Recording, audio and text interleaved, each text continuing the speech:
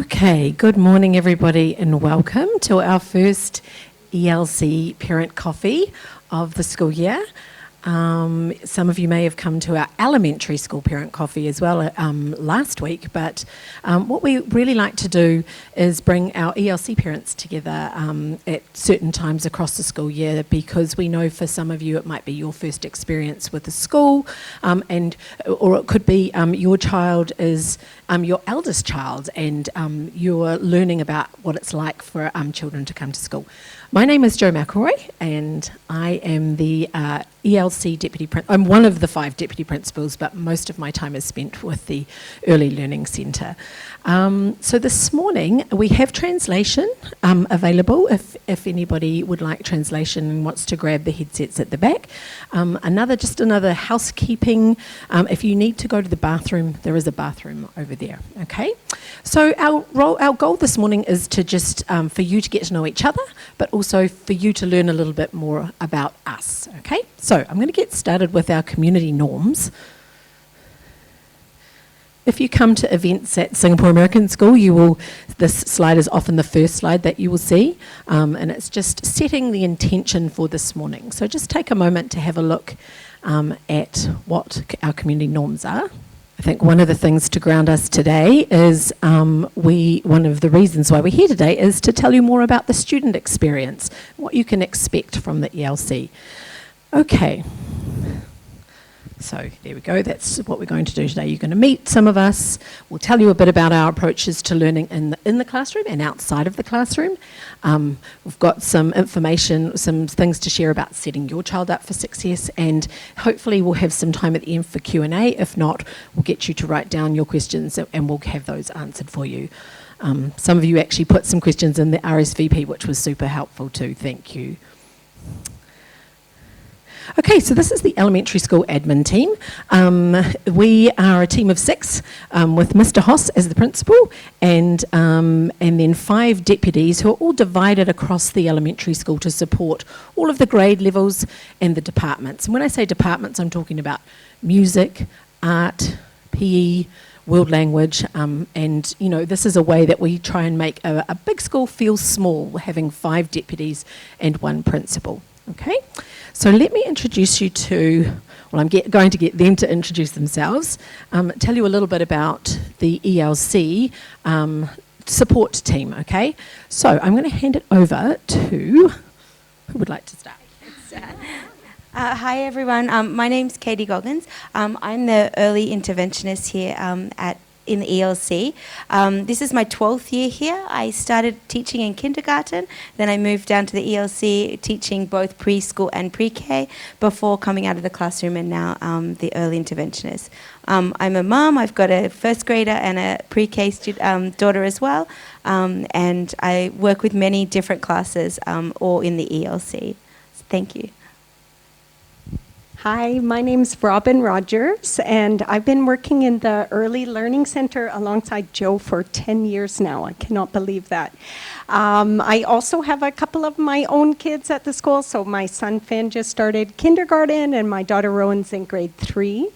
And I have the real joy, pleasure, and privilege of getting to know the students, getting to work closely with the teachers and also with the families in the Early Learning Centre around speech, language, and communication, so sounds, language development, comprehension, and also social development. So if you ever have any questions about your child's communication skills, you can always feel free to connect with your child's teacher, and they can always put you in touch with me. I'm always happy to chat. So thank you. Here we are. Hi, my name is Christy. It's my 3rd year here at SAS, the first year in a full-time capacity. The ELC counselor is a new role for us. So my main priority is the social emotional learning of our students. It's really fundamental and so important to us here at SAS, and we embed that in our learning on a day-to-day basis with the teachers. We also have individual lessons that I do. We have small groups for children who may need some extra support in developing their skills. I work very closely with the teachers, with Robin and Katie and Jo. We all know that at this young age, so many of the skills and development are interlinking, so it's important that we work closely together together. And working with you, with the parents, is so important as well, especially with our young children. I'm a mom of one. We were late to the game, so I was fairly old when we had our son. He's now 10.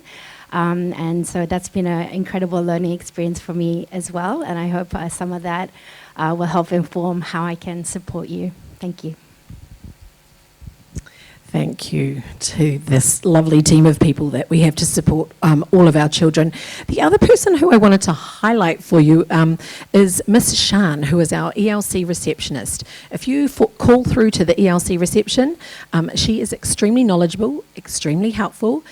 She can also translate and speak Chinese, so she's very helpful in supporting parents if they have questions. So she's a great resource for you to know about as well. Okay. So don't tell the other deputy principals that I said this, but I think I've got the best job in the school because every day I get to hang out with little people who've got very profound, exciting things to say. One of my favourite parts of the day is welcoming the children off the buses or as they come into school, when they when they put out their little squishy hand and we walk into the ELC together. It truly is one of my favourite times of the day, and they often have a lot to tell me or whoever the adult is there about their day. So that's a really important part of the day. So I wanted to tell you a little bit about why I am still at SAS. This is my 24th year here at the school, and those two little girls, I can't believe, those two little girls were born in Singapore. And they came to SAS as preschoolers. So just like you, I'm a parent. And now the one in the green shorts is at university in New Zealand. And my younger daughter, Charlotte, she is a senior, so I've got a graduating senior. So when my children came to the SAS ELC, I was like, goodness me, this is the start of something that went very fast. And the reason why we have stayed at SAS is because of the opportunities this school affords. My husband is a teacher here too. He works in the high school, and he is a science teacher, and he's been able to teach the classes that he teaches. He teaches zoology, biology, and forensics. I mean, what school do you know where there is a forensics course? So we've just had wonderful opportunities at this school, including what my children have experienced. So they were born in Singapore. They've got New Zealand passports.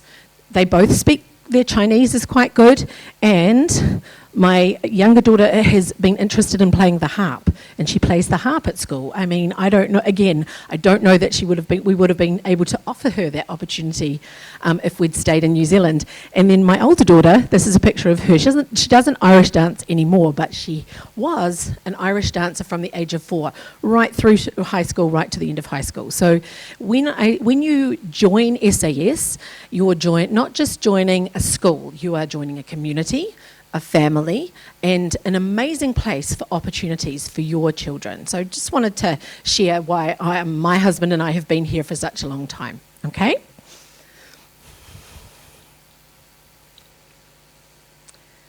Okay, so let's take a couple of moments for you to start to get to know each other. So there's a couple of prompts up on the screen here. Find somebody, maybe somebody that you don't know, or somebody at your table, that's fine, whatever you're comfortable with. Share your name, your child's name, and whether they're in preschool, pre-K. I think there also might be a couple of kindergarten parents here, so welcome to you too. And share something positive that your child has shared about their school experience so far. So we'll take about 3 or 4 minutes to do that. Have a chat. So at Back to School Night, you will have heard a little bit about our curriculum in the ELC. So it's always good to hear a little bit more each time that you connect with us at school. So we are going to share today a little bit about our curriculum. We are inspired by an early childhood philosophy from a place called Reggio Emilia in Italy. We did a lot of research and development about what we thought what is the best early childhood philosophy, and we kept circling back. This was about 10 years ago. We kept circling back to this lovely child-centered learning philosophy out of Reggio Emilia. So some of the big things that are really important about this philosophy that really resonated with us as educators is all about children being capable and competent. So we want to encourage your children to have a voice, to be independent, and to do things for themselves, to have opinions, and they do, which we love. We want them to be curious and explore. That's all part of the philosophy as well. And whilst it is very child-centred and play-based, it is also very learning-focused. So you, throughout the school year on Story Park, you're going to hear about the project work that will emerge in your child's learning community, and that is the learning piece to the philosophy. Alongside that, it's all about the adult and the children, the adults in the learning community and the children co-constructing knowledge together. It's also very relationship driven. It's all about the relationship between the adult and the child, the children within their learning community, and the children and the environment. The way the environment is set up is extremely important. It's very intentional, and that's the art of teaching young children, is setting up a beautiful, engaging, inspiring learning environment so that they want to learn. And then, of course, it's very important to us that parents are partners. That homeschool partnership is really important. We are getting to know your children. You know your children best. So it's really important that we're forging those relationships so that your child feels safe and comfortable at school, and you feel safe and comfortable and trust us sending your child to school to us. So I wanted to share a little video. This is a preschooler from a few years ago, and it is a second semester video. This little guy, you're going to see him engage in a math provocation, what we would call a provocation. So this is when the teachers will set out in the classroom these very intentional learning, it could be an invitation, a provocation, or a proposal. They've each got a slightly different purpose. But I wanted to show you this because sometimes parents are like, well, hang on a minute, how do you expose the children or present literacy and numeracy to the children, to all of the children? Because of course, it's very foundational in preparing them for that more formalised reading and writing that comes up it starts to come up in kindergarten, and we want to expose your children to skills. So they've got so they are engaging, exploring, again, being curious, all those things I talked about a moment ago. So as you watch, this is a very short video, it's just over a minute. As you watch this, I want you to think about the mathematical thinking you see from this very young child.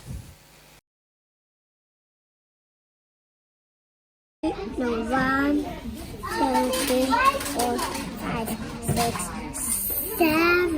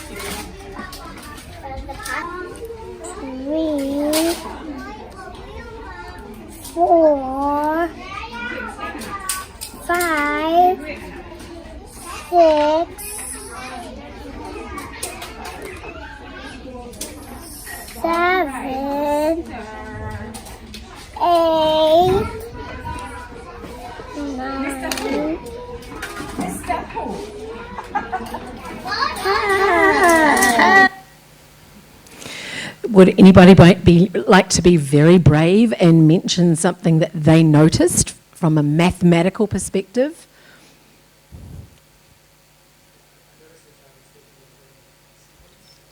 Yes, absolutely. Sequence. quantities, yes, absolutely. Two very important mathematical concepts, that those early foundational skills. Thank you. Anybody else like to share? Shapes and sorting, fantastic, thank you. Yes, exactly. Actually, there's quite a list. We could go on and on about the mathematical thinking. A couple of noticings for you.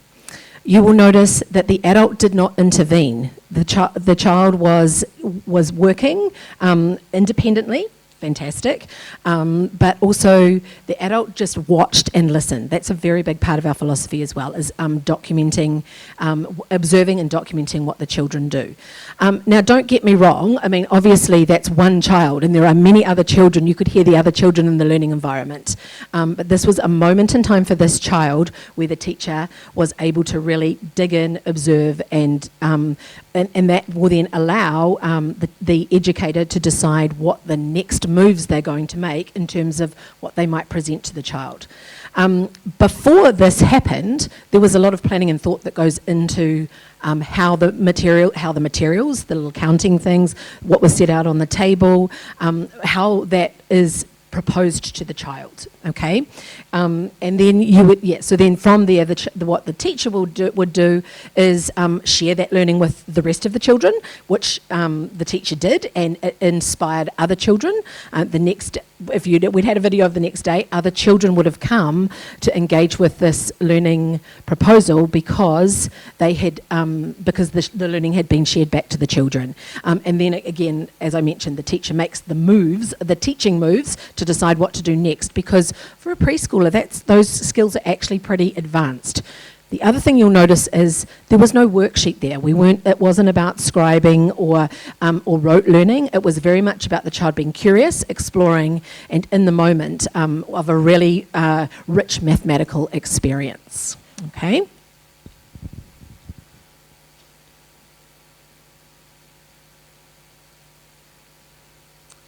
So that's a little bit about the indoors and what might happen inside the classroom. But I also wanted to talk about what happens outside of the classroom. Our beautiful new learning environments have been intentionally set up inside, but also we spent a lot of time planning our playground as well. So when you look at this photo, I want you to think in your mind, when you look at this photo, what do you think? What do you think about this photo when you see the children?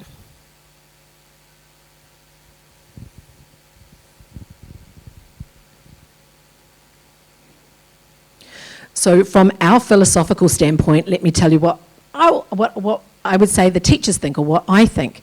Okay, I am looking at some very happy children. There's lots of smiles on their faces.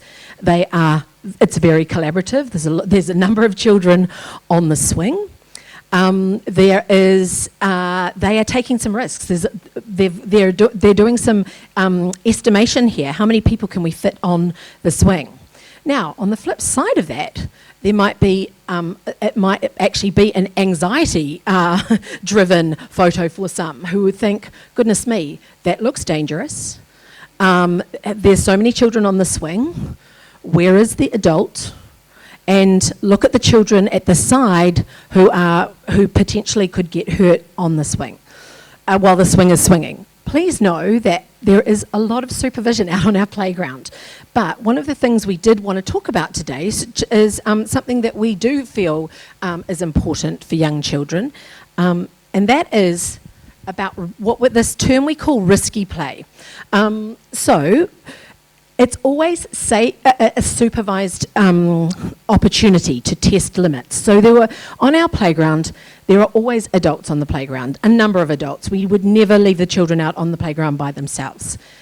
We want the children to develop those gross motor skills, and the playground is a great place to do that. During your weekend, if you can take your kids to the playground, there's lots of different options and opportunities in Singapore. This is all so that they can build their climbing, running, balancing. They're building strength, coordination, and confidence as they are doing these things. Sometimes it's very hard not to step in, because we don't want our children to get hurt, but we also want them to really try. So there might be some scaffolding. You might give them some instructions about how without stepping in, but you also are encouraging them to take some risks. And we're talking about small risks, so the children learn how to assess danger. That's very important as well. We would never leave a child on the playground to climb high in case they fell. The safety is absolutely foundational to this.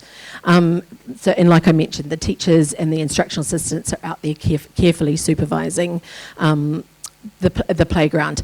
Also, we come down to the bus bay as well. We've got bikes downstairs, and there's a lot of equipment now. It's a lovely opportunity that this new building has afforded us. So what you can do is helping us by taking your kids, organise play dates, and take your kids to the playground, and perhaps think about the play on the playground from a slightly different perspective. You're still guiding, supporting your child, but you're offering them the opportunity to build all of these skills as well. Okay?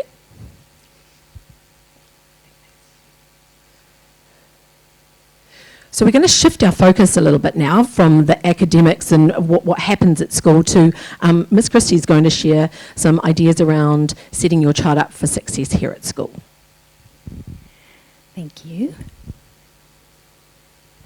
Okay, so I know a lot of you have been through this already. We've experienced the beginning of school, and I know particularly for preschool, when it is your child's first experience at school, or if you're joining SAS as a new family, we have lots of new beginnings in different ways for many of our families and children. So it can be exciting and daunting, not only for the children, but also for the parents as well. It could be your first child who is starting at school. It could be a very new experience for you. So we know that we're going to see a lot of different behaviors, and that maybe our emotional regulation that we see in the children is going to be fluctuating. So separation anxiety is one of the big things that we see. So children are learning that they can feel safe when they're not with you, because you've always been their safe person, and they're used to that. When they come into our new environment, it's new classrooms, new teachers, new adults, new friendships and peers. There's a lot of new things all happening at once that they need to get used to. And a big part of that is their safe person is no longer with them. So we expect to see that. We also see a lot of maybe testing boundaries. This is a new environment. What can I do here? How will the teacher react if I do that? What about if I do it 3 times? Will I get the same reaction? What if I poke my friend? Are they going to respond the same way that my other friend did? So they're testing these things. That's how they learn. The more times they do it and the more answers they get, they start to build up the patterns, right, in their mind. And we also know that friendships take time to form. There's a lot of new students here, new relationships to build, new styles of friendship, different ways that children like to play. So the same way as us adults in a new environment, we might go out and meet 5 or 6 new people at a coffee morning like this, or a dinner, or a coffee at a friend's house, and we might only really connect with one person, but we try with 4 or 5 first. And we also know that we're going to have big emotions, which are very, very normal. There's a lot of changes, and we know that children thrive on structure and routine. So when we do see a lot of those changes, we're going to have a big emotional response often. Sometimes we see that at school, but often it's you at home at the end of the day, because you are their safe place. So when they come home, often they're on the bus or on the car ride home, they're exhausted, so many things happened. They might not be able to share verbally. They might not even really know what it is that they're upset about, but they just don't feel right. And you are their safe place to let that out at home. So we often see that. Transitioning to a new school is one of the biggest transitions a child will probably go through. And I was a TCK myself, a third culture kid. I first moved when I was 3. And I moved several times after that. And I still, now in my late 40s, I still remember that time I had to walk into a classroom as a new child in the middle of a school year with everybody staring at me. And so I really feel for these children when they come into our environment, because they are incredibly brave. We also know that it's not just a transition for them, but for you too, right? It's joyful for you. You see your children coming to school and having new opportunities, but it's also a little bit sad to see them not at home every day, trying out new things. So part of our role at school is not only to support the children, but also to support you. So this is what we do at school. Our teachers really focus on relationship building. So we know for children, usually this first 6 to 8 weeks, that's really that transition period. We also know that all children are different, just like adults. Some are going to find it easy to settle in, and some will take longer to warm up, observe their environment. So our teachers are really focused on building the relationships first. Because when children feel safe, when they feel secure, and they're relaxed, that's when their mind is open to learning. When children are scared or frustrated or angry, they don't have capacity for learning. So our number one priority is that they feel safe and calm with us.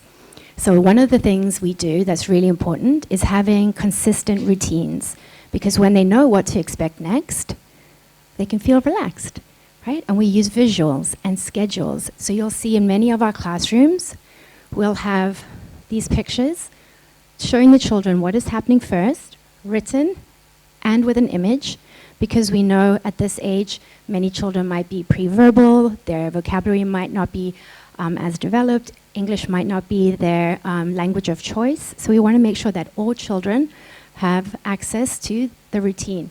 So you can see it's arrival, then we'll have connection time, then we'll go to the playground, then we have snack. And we try to keep the same routine every day so the children know what to expect. We also use a lot of social emotional learning that the teachers build into their interactions every day with the children. So it might be something like a check-in. When the children come in, they can choose a feeling and they can put it in their cup. It's got their pictures and their names. And that's a daily check-in, so teachers are aware maybe of how that child is feeling that day. Or maybe in the middle of the day, they go and change it. Maybe they had a fight with their friend and they can change their feeling. And at home, you play a big part of this as well. So what can you do at home to help set your child up for success? So we all know that sleep is really important for our little ones. That's when their brain is consolidating all of their learning, recharging, deciding what to keep, what to let go, making space for new. Practicing self-help skills is also a great way that you can help to set your child up for success in preschool and pre-kindergarten. So self-help skills help to build their independence. And we do work with them on those skills at school. Like Joe said, we often slow down and step back. We watch the child. We give them opportunity to do things for themselves. But there are many other children, and sometimes there may not be enough time moving between activities. So if you have time at home, when they're calm, when it's quiet, where there's no rush, you can help them practice. How do I put on my shoes? How do I pull my socks on and off? Doing some buttons maybe. How do I pack my backpack? Learning how to unzip it. Things that look easy for us might have 10 or 20 steps for a child. You have to unzip, then you have to pull it open, then you have to take something out, then you have to put something in, zipping it up again. So these are all little skills that they can learn. Lunch boxes as well, making sure that they know how to open their lunchbox and closing it. Sometimes these lunch boxes are tricky and you can never get the class done again. So making sure your child can use the lunchbox you chose or the water bottle. Okay. You can also name feelings and model some calming strategies. Usually on a weekly basis, we'll send some information home to you on Story Park about the lessons that we're doing in class, what words we're using, or maybe some strategies. And you can use similar words and strategies at home. And we always want to celebrate effort. We're not expecting every child to be doing the same thing at the same time. Every child develops in their own way and in their own time. And we really want to celebrate that uniqueness of our children.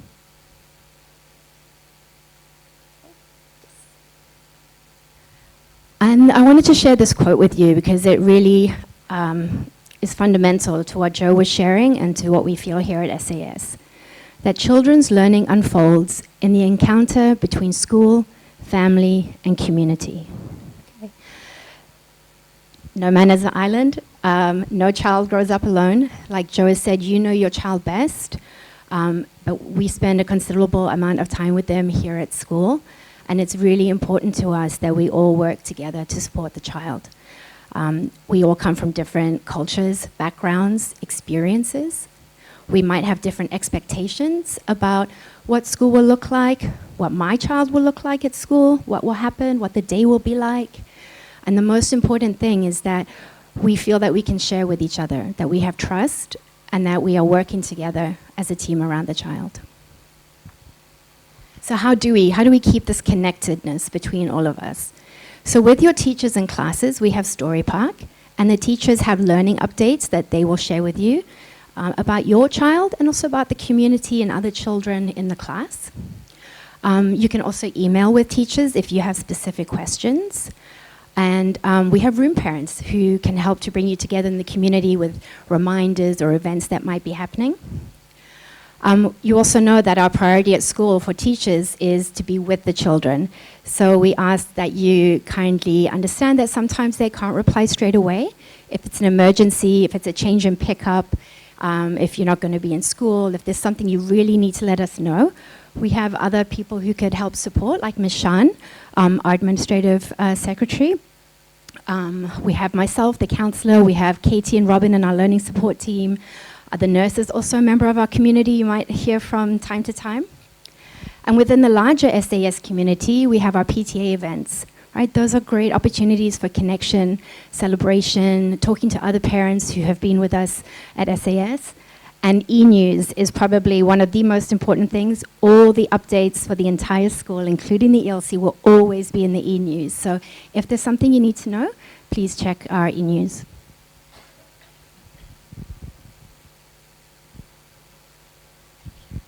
I will also mention that in a couple of weeks' time, I think in about 4 or 5 weeks, you will be invited to come in and meet with the teacher at the end of Q1. We have our conferences, parent-teacher conferences. So keep an eye out for that because you will get to sign up for that very soon, okay?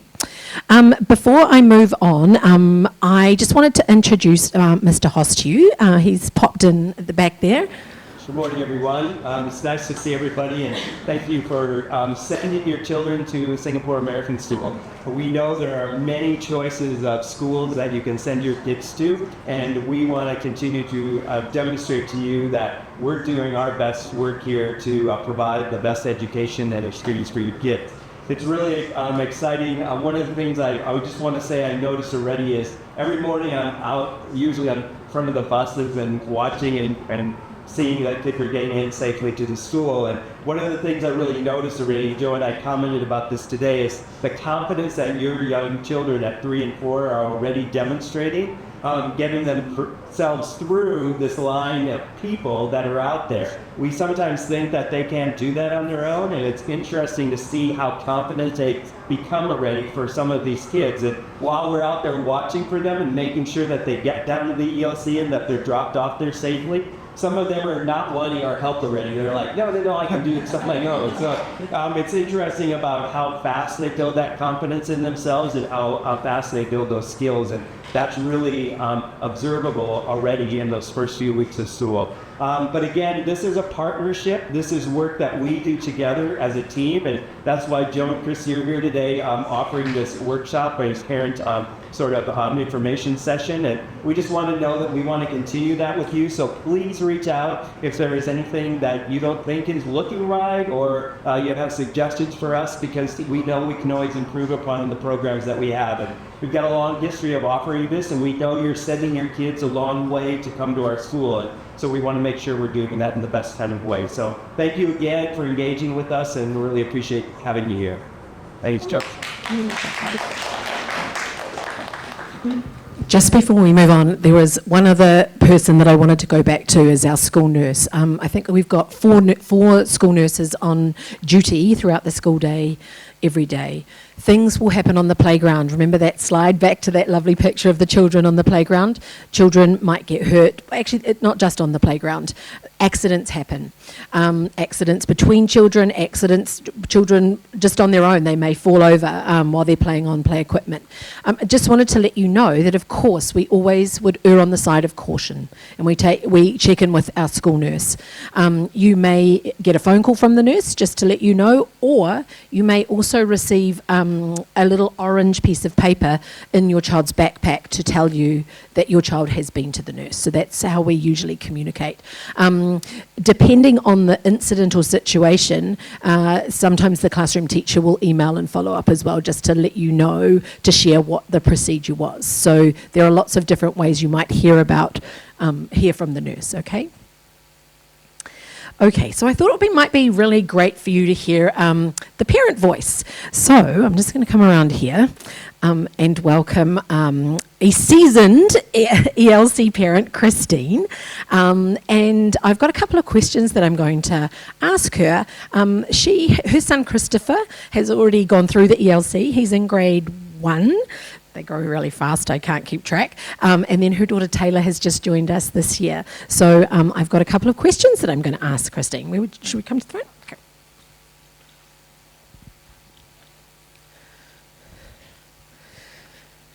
So Christine, I feel like I need an Oprah stage here. Sorry, we need some comfy couches. Okay, so Christine, can you tell us what drew your family to SAS and to the ELC? Great. Just say hi, I'm Christine. I have 2 kids here. It's my 4th year. Christopher started in preschool. He's now in 1st grade. And I also have a preschooler now, so doing this twice. So in the beginning, I'm American, originally from California, Taiwanese ethnically. Husband is from Singapore.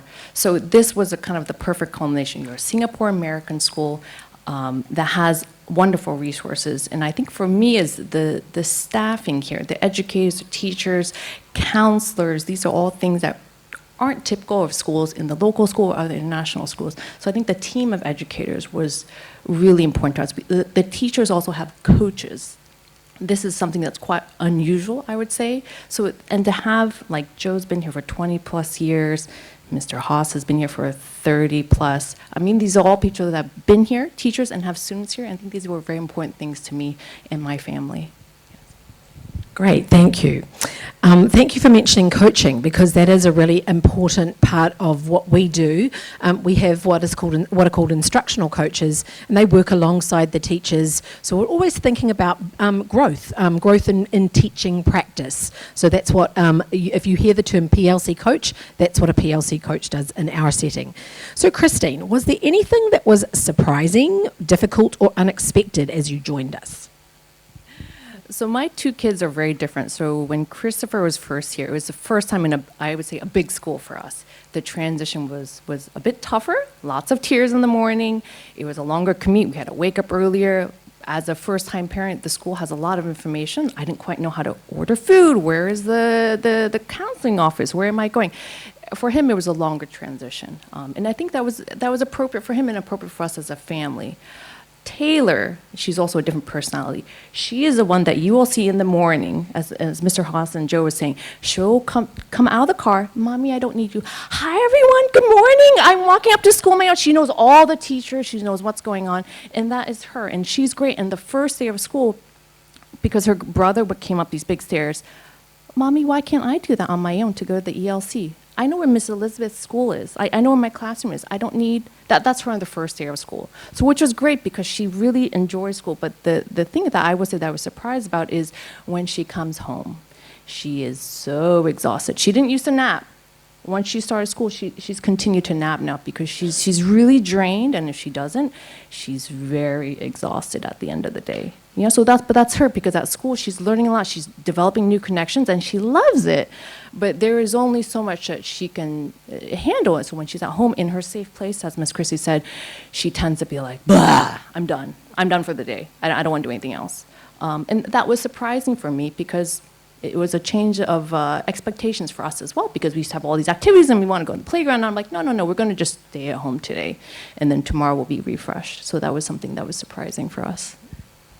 Great, thank you. Exactly what Christy was talking about is taking the lead from your child at the end of the school day, because it is a busy day. Can you share a moment where the school has partnered with you as a parent? So I have a few points. I love coming to school. I'm here all the time. So things like these, so coffee chats with the teachers, the educators, is a good way to ask questions if you're not sure what's going on. I also love going into the classroom. There will be lots of opportunities to volunteer in the classroom, which I like, because I like to see, who are these friends that Taylor has? What is she doing? And I like the open line of communication with the teachers because there will be small incidents that arise. There are some scuffles on the playground. If it's something a bit more serious, I have access to the teacher, and they do let me know what's going on, how they made sure that my daughter feels safe or my son feels safe. What are they changing about that? I like these things because for me, boundaries are important, and Taylor is very independent, so she likes to push it, which I embrace as a parent, but what also makes sure she's safe as she's interacting with her other 17 children in the classroom. So these are all great things for me. And last question, do you have any advice that you would like to share with new families who are just beginning their journey here at SAS? I think for as parents, I remember when Christopher was first at preschool, it's a transition time for the children, but also for yourself. It's a big school. It's a very big school. There's e-news is, I don't know how many pages long. It takes a lot of time to go through, filter through that, but there are resources. Like I'm a room parent from Miss Elizabeth's class, and it's great. So if you have questions, please ask me. Language, I think, is also very hard. For a lot of children, if they're first time in a big school, in a different language, in a new country, these are so many different layers for a child and also as the adult, as a parent. Ask questions. I love these coffee chats, is a good way. If you have a specific question, you can go ask them, yeah? I think it's important that they have the open line of communication in whatever capacity. And I think the PTA does also lots of other things, but the teachers, your classroom, and the immediate educators is a great way to kind of connect and ask questions if you're not sure. Because in the beginning, it's really hard. Like, even trying to get the WhatsApp link for your class was like 5 different steps, you know? And so, and not everyone knows that it exists. And so things like that, it takes time. But if somebody tells you, oh, it's great, I didn't know, it's a perfect way to kind of resolve that. So I would encourage you to make a connection as an adult. And also then your child will see, oh, mommy or daddy made a new friend. Oh, maybe I'll try that too. It's kind of a good way to lead by example. So. Thank you, Christine. Can we give Christine a little round of applause? Thank you. Appreciate that.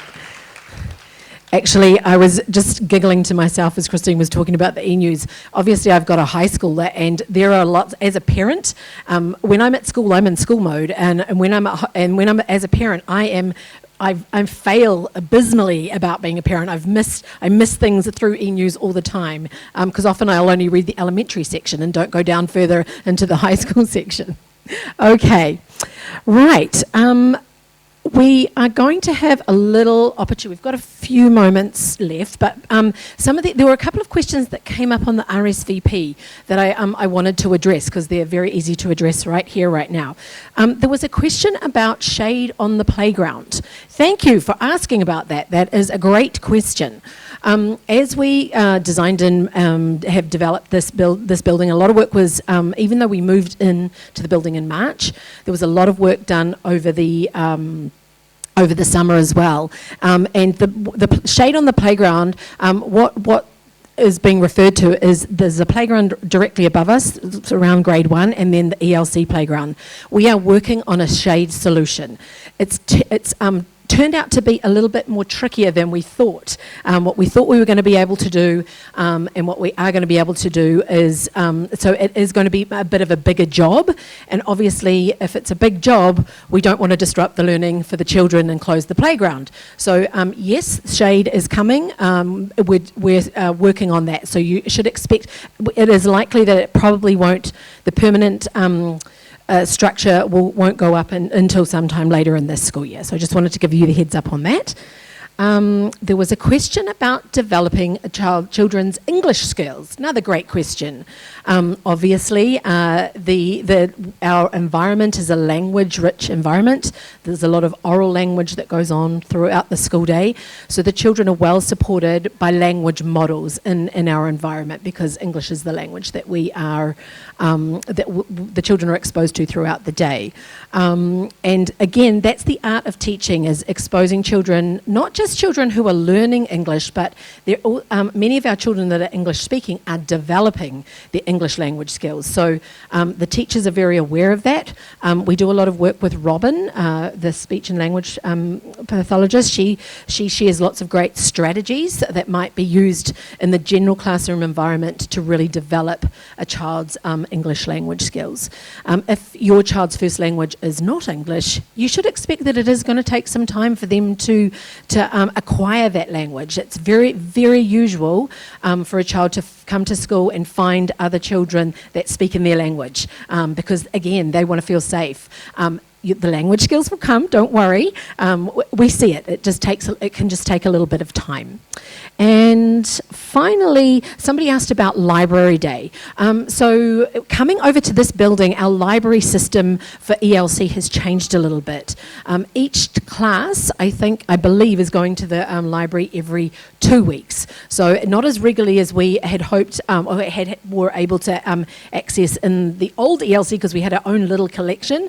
The nice thing about here is the children have got the entire beautiful new library to explore, but at the moment, because of how many classes we have in this building and access to the library, they'll get to check out a book once every 2 weeks, and your child's teacher should be able to tell you what day.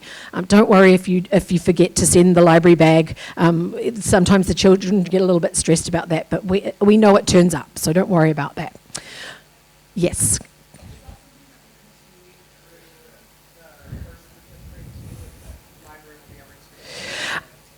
David, do you know if it's, I know that it's definitely scheduled. I'm not sure if it's on a 1 week or a 2 week for the rest of the school.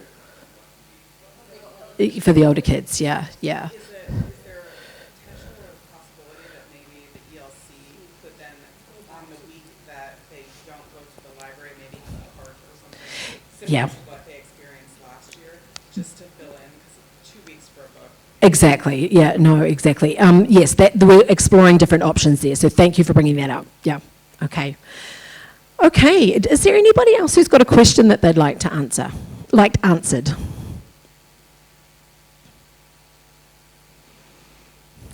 Nobody wants. Okay. Well, we're just about at time anyway. That clock's a little bit slow. We've got a few more minutes. But first of all, I want to finish by saying thank you so much for joining us. We are planning on having a couple of parent coffees this semester, specifically for ELC parents. So we'd love to hear from you. What do you want? What would you like us to address? You can actually, in the little plastic box on your table, if you want to write down a few things that you'd like to hear about from us, please do so. Leave it in the middle of the table and we'll collect the post-its, or there's some little note cards in there. But apart from that, thank you so much for coming. We've really enjoyed having you all here. This is a great turnout. We're really thrilled about this. And please have coffee, tea, have some more food, and enjoy connecting and catching up with each other. So thank you.